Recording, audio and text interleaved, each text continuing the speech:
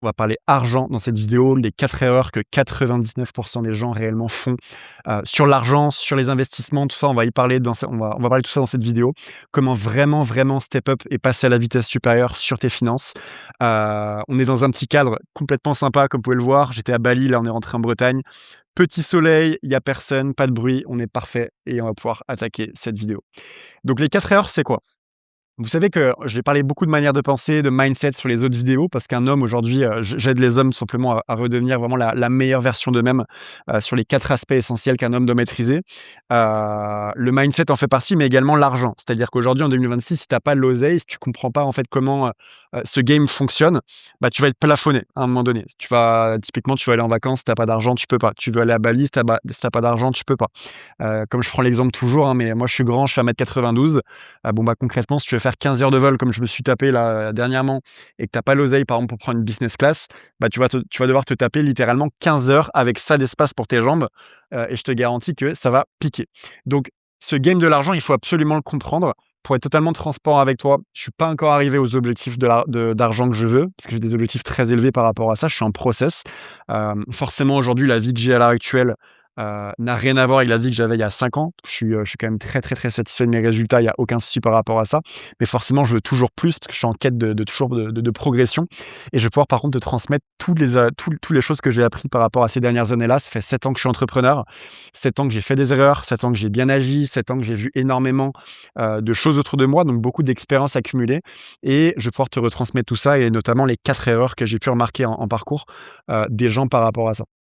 La première erreur, c'est quoi? C'est que si tu veux passer à un niveau supérieur, en fait, sur tes finances, il faut absolument comprendre ça, c'est que tu peux pas travailler pour de l'argent indéfiniment. C'est-à-dire qu'à un moment donné, l'argent va devoir travailler pour toi. Tu es d'accord avec moi?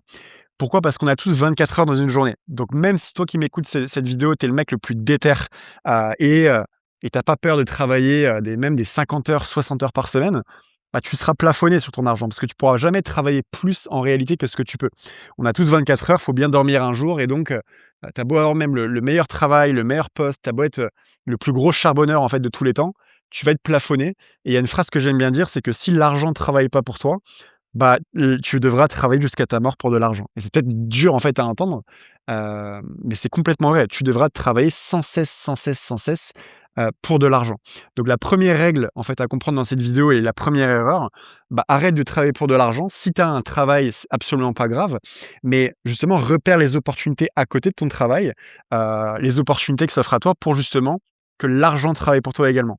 Non pas qu'avoir un travail, c'est grave. Être salarié aujourd'hui, c'est un avantage qui est exceptionnel. Je vois trop d'entrepreneurs qui disent, tu sais, le truc, si tu es salarié, tu rien compris et cetera. Moi, je suis absolument pas cette école-là parce que quand tu es salarié, tu as un fixe, tu as une rentrée d'argent qui est fixe et si tu as en fait une bonne, psychologie avec ça et cetera pour tes investissements, bah, c'est magnifique parce que tu as un récurrent qui peut te permettre de réinvestir derrière. Donc toutes les personnes qui critiquent le salariat en réalité, soit c'est des gens qui font pas beaucoup d'argent, soit c'est des gens qui font un peu les mecs entrepreneurs et cetera, mais en réalité, ils ont rien compris parce que un salarié qui a une bonne stratégie d'investissement fera toujours beaucoup plus d'argent qu'un entrepreneur qui met, 10 ans à faire de l'oseille avec son business, et cetera. Donc ça, c'est le premier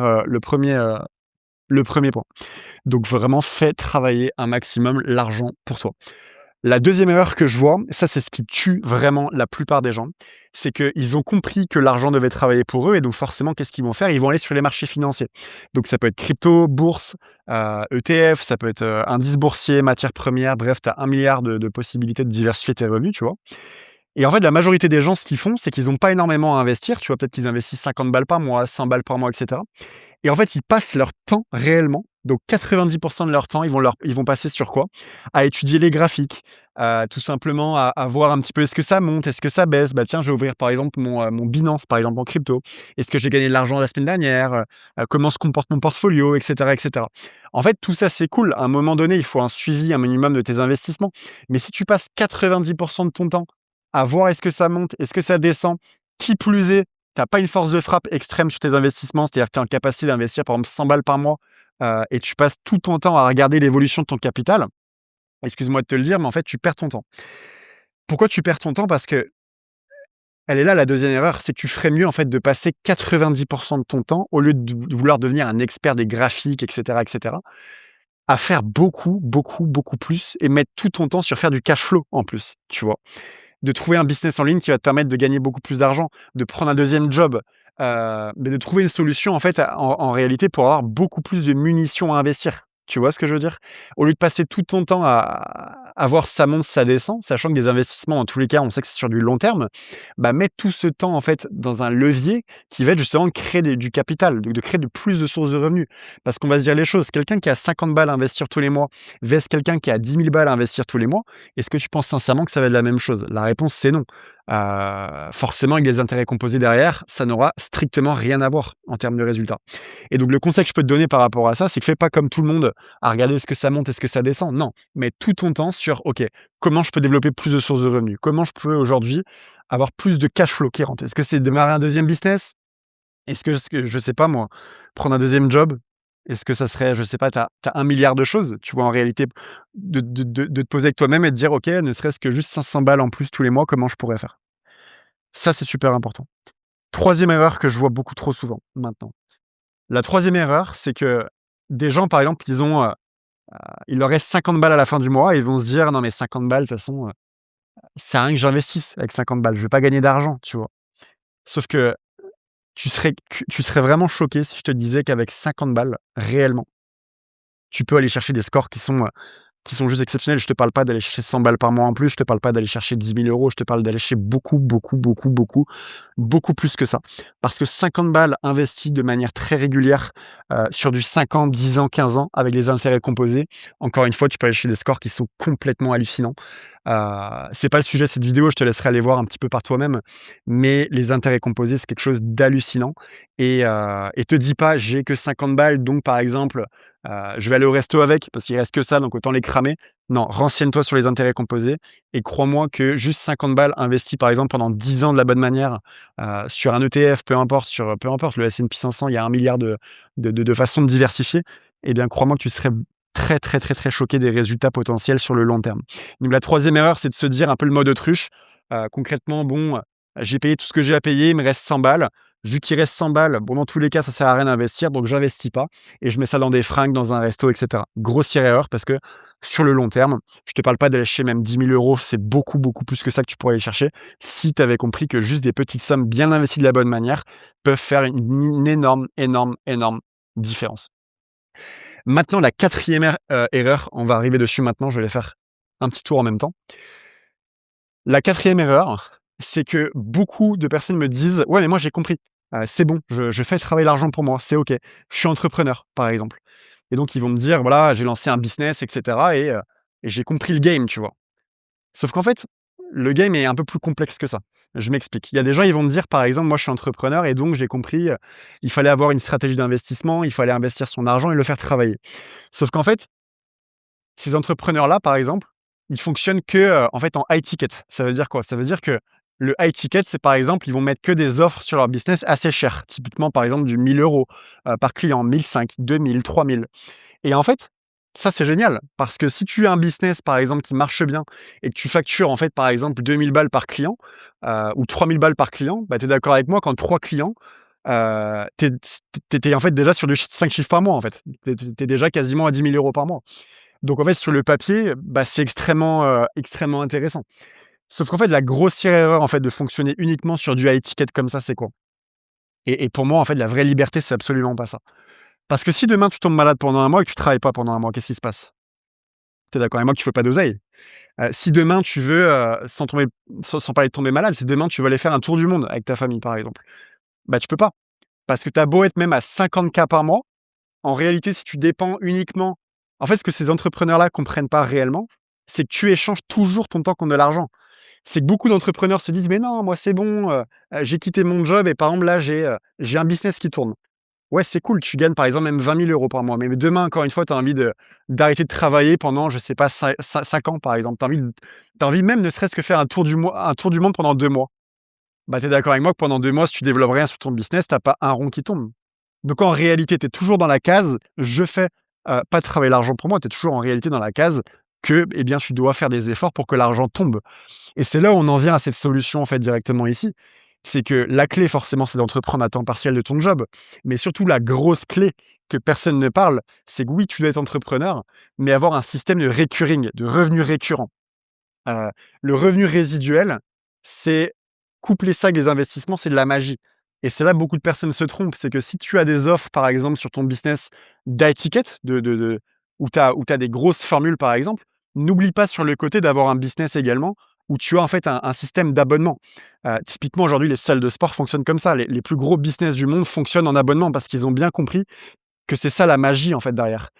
Couplé aux investissements, couplé avec une bonne stratégie d'investissement, bah, c'est hallucinant avec les intérêts composés, ce que tu peux te permettre d'aller chercher et c'est surtout hallucinant finalement la liberté que tu as derrière.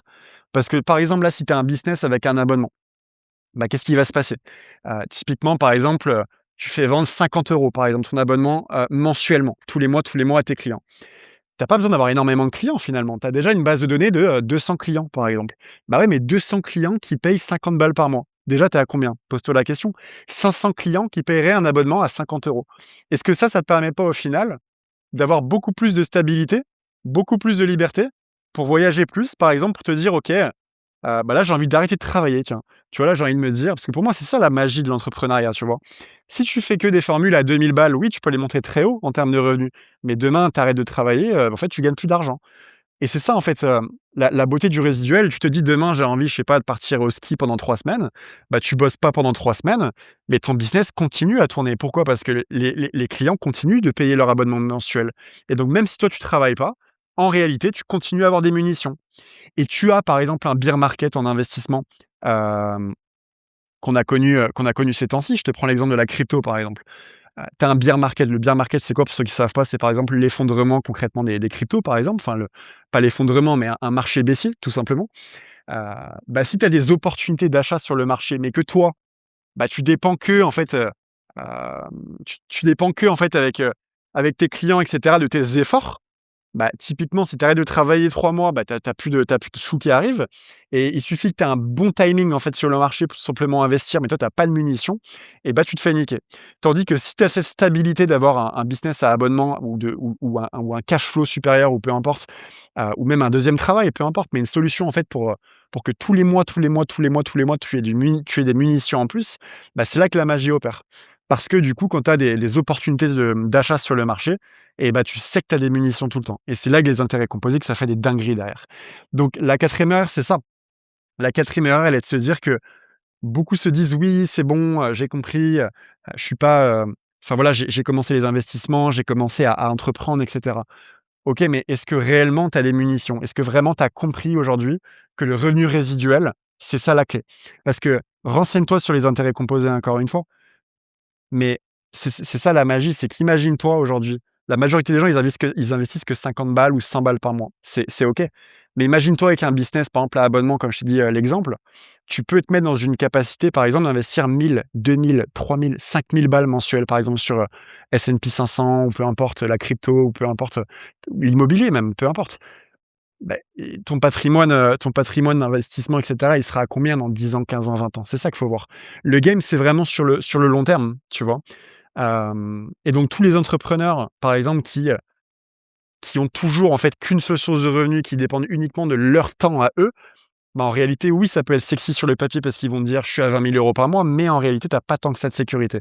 La vraie sécurité, note-le bien, il est sur le revenu récurrent, sur le revenu résiduel et ça, tu couples ton éducation financière à ça, c'est-à-dire tes connaissances en investissement, c'est là que la magie opère et pour terminer cette vidéo, on a voulu te faire croire, que les finances, c'est compliqué, que les investissements, c'est compliqué et cetera donc tu sais, comme si c'était réservé à une élite, comme si c'était compliqué.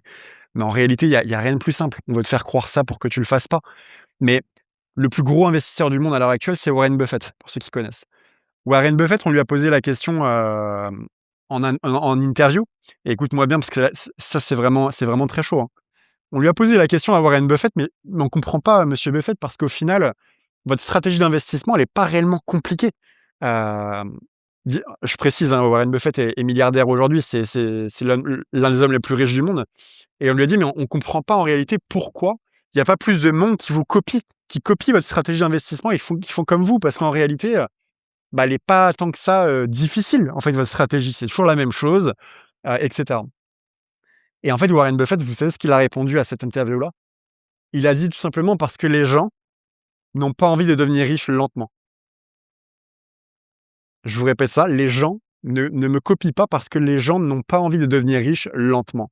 Quand j'ai entendu ça, ça a littéralement fait, j'ai pris un déclic parce que je sais pas si vous vous rendez compte, mais c'est ça les intérêts composés. Tu as pas besoin d'être le meilleur, tu as pas besoin d'être la personne qui, reste 10 000 heures par jour, sur son graphique à checker est-ce que ça monte, est-ce que ça descend? Non, absolument pas.